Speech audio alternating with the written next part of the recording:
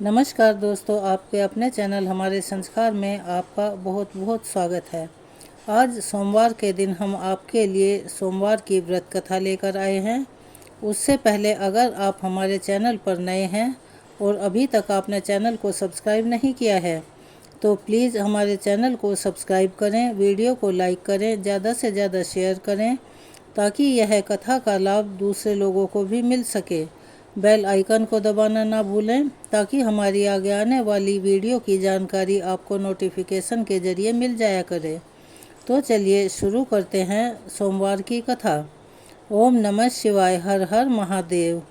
भगवान भोलेनाथ की कृपा आप पर, आपके परिवार पर, आपके सभी अपनों पर हमेशा बनी रहे। आपके घर में अन्न के भंडार भरे रहें। सोमवार की व्रत कथा सुनने से पहले भगवान भोलेनाथ की स्तुति करना आवश्यक होता है। तो चलिए पहले हम करते हैं स्तुति। इस स्तुति को करने से भक्तों के सभी कष्ट दूर हो जाते हैं और सभी समस्याओं का निवारण होता है, उनकी सभी मनोकामनाएं पूर्ण होती हैं। तो चलिए करते हैं भगवान शिव की स्तुति। शिव स्तुति का वर्णन स्कंद पुराण के कुमारिका खंड में किया गया है, जिसमें स्कंद भगवान के द्वारा भोलेनाथ की स्तुति की गई है। स्कंद जी बोले, जो सब प्रकार के रोग शोक से रहित हैं, उन कल्याण स्वरूप भगवान शिव को नमस्कार है। जो सबके भीतर मन रूप में निवास करते हैं, उन भगवान शिव को नमस्कार है। संपूर्ण देवताओं से पूजित शंकर को नमस्कार है।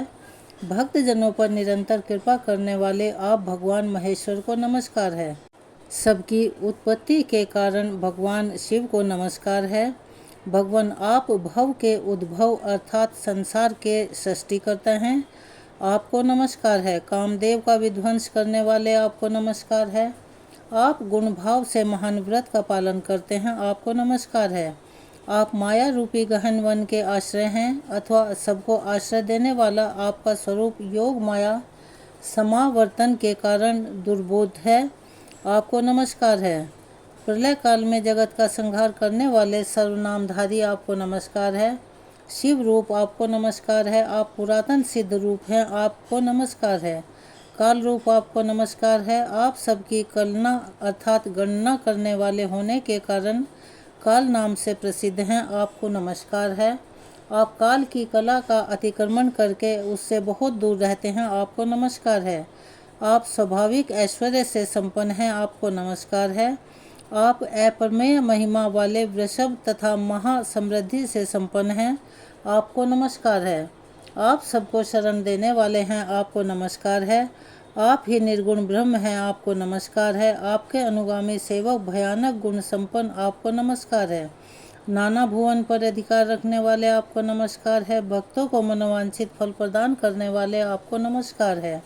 भगवान आप ही कर्मों का फल देने वाले हैं, आपको नमस्कार है। आप ही सबका भरण पोषण करने वाले दाता तथा उत्तम करता हैं, आपको सर्वदा नमस्कार है। प्रभु आपके अनंत रूप हैं, आपका कोप सबके लिए असह्य है, आपको सदैव नमस्कार है। आपके स्वरूप का कोई माप नहीं हो सकता, आपको नमस्कार है। वृषभेंद्र को अपना वाहन बनाने वाले आप भगवान महेश्वर को नमस्कार है। आप सुप्रसिद्ध महाऔषधय रूप में आपको नमस्कार है। समस्त व्याधियों का विनाश करने वाले आपको नमस्कार है। आप चराचर स्वरूप सबको विचार तथा निर्णयात्मकता शक्ति देने वाले कुमारनाथ आपके नाम से प्रसिद्ध तथा परम कल्याण स्वरूप हैं, आपको नमस्कार है। प्रभु आप मेरे स्वामी हैं, संपूर्ण भूतों के ईश्वर और महेश्वर हैं। आप ही समस्त भोगों के अधिपति हैं, वाणी बल और बुद्धि के अधिपति भी आप ही हैं। आप ही क्रोध और मोह पर शासन करने वाले हैं। पर और अपर अर्थात कारण और कार्य के स्वामी भी आप ही हैं। सबकी हृदय गुहा में विश्वास करने वाले परमेश्वर तथा मुक्ति के अधीश्वर भी आप ही हैं, आपको नमस्कार है। भगवान स्कंद के द्वारा इस प्रकार स्तुति किए जाने पर भगवान शिव ने कहा कि जो लोग सायंकाल और प्रातः काल पूर्ण भक्तिपूर्वक तुम्हारे द्वारा की हुई इस स्तुति से मेरा स्तवन करेंगे, उनको जो प्राप्त होगा उसका वर्णन करता हूँ।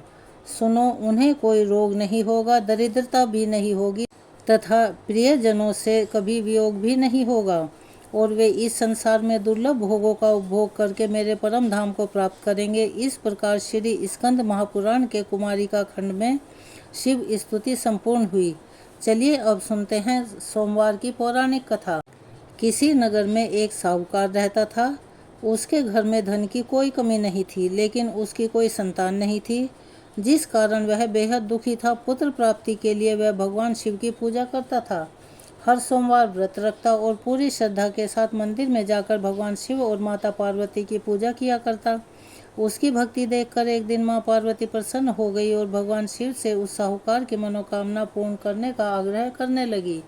देवी पार्वती की इच्छा सुनकर भगवान शिव ने कहा, पार्वती, इस संसार में हर प्राणी को उसके कर्मों के अनुसार फल मिलता है और जिसके भाग्य में जो हो उसे भोगना ही पड़ता है। लेकिन पार्वती जी ने साहूकार की भक्ति का मान रखने के लिए और उसकी मनोकामना पूर्ण करने की इच्छा जताई।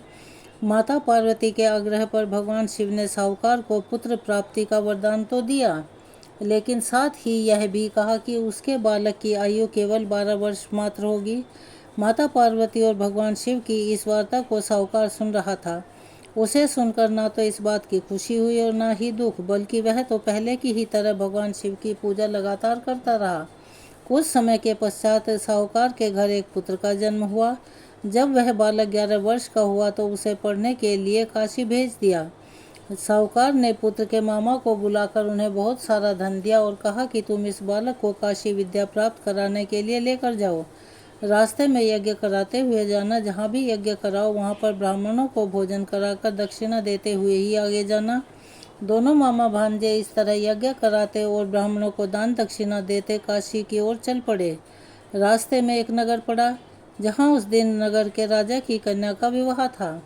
लेकिन जिस राजकुमार से उसका विवाह होने वाला था वह राजकुमार एक आंख से काना था। राजकुमार के पिता ने अपने पुत्र के काना होने की बात को छुपाने के लिए एक चाल सोची। साहूकार के पुत्र को देखकर उसके मन में यह विचार आया और उसने सोचा, क्यों ना इस लड़के को दूल्हा बनाकर राजकुमारी से विवाह करा दूं। विवाह के बाद इसको धन देकर विदा कर दूंगा और राजकुमारी को अपने नगर ले जाऊंगा। लड़के को इस प्रकार दूल्हे के वस्त्र पहनाकर राजकुमारी से विवाह करा दिया गया। लेकिन साहूकार का पुत्र बहुत ही ईमानदार था, उसे यह बात बिल्कुल ठीक नहीं लगी। उसने अवसर पाकर राजकुमारी की चुन्नी के पल्ले पर लिख दिया कि राजकुमारी, तुम्हारा विवाह तो मेरे साथ हुआ है, लेकिन जिस राजकुमार के संग तुम्हें भेजा जाएगा वह एक आँख का काना है।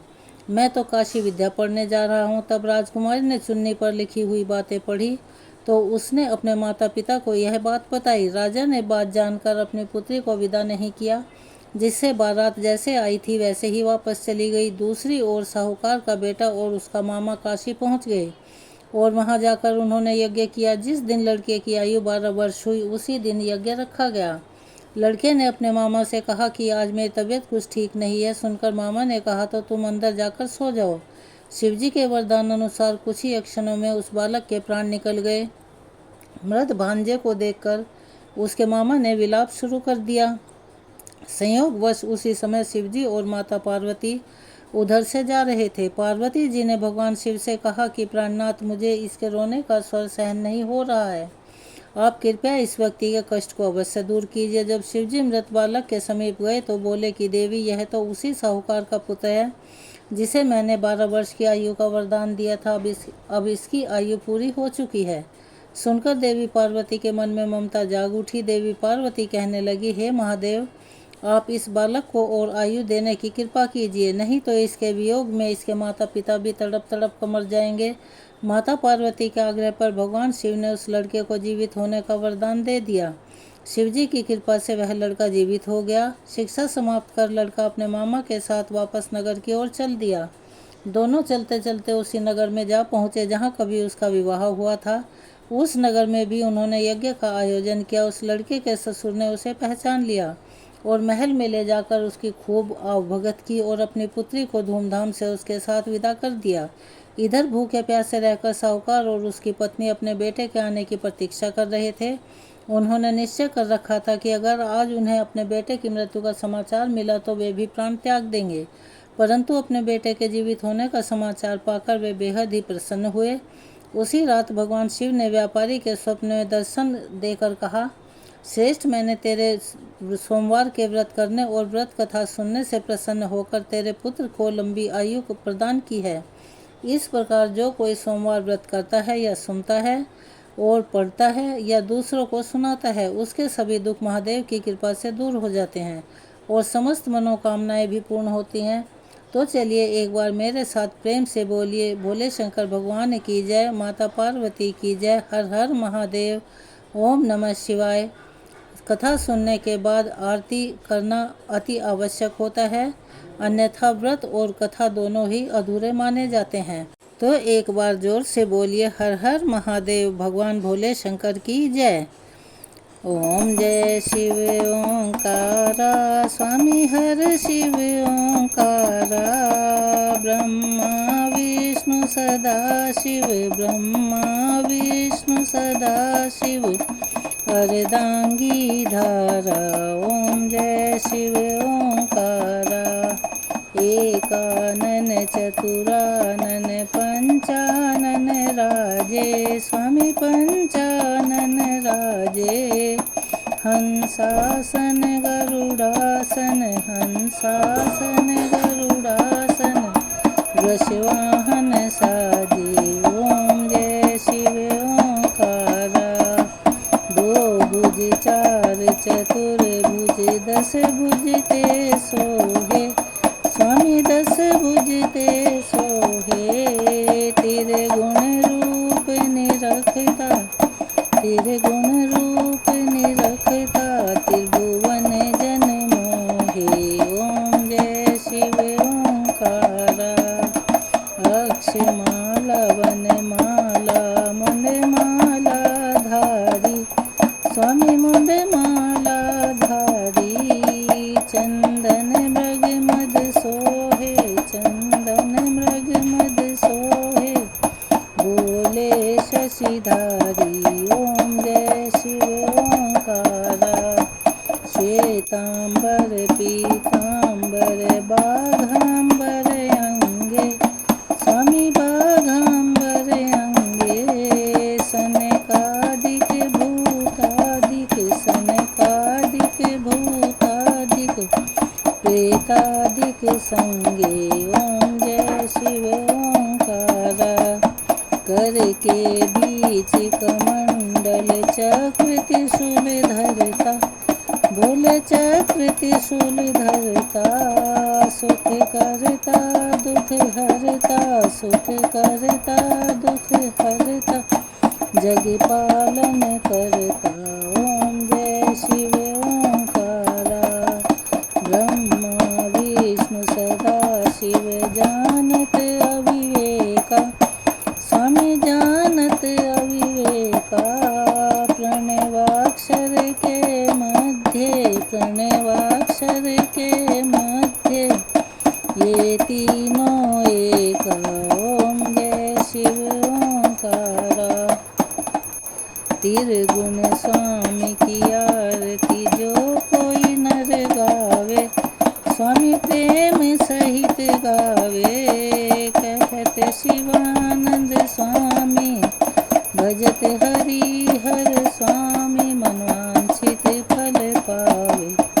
ओम जय शिव ओंकारा, जय शिव ओंकारा, स्वामी हर शिव ओंकारा।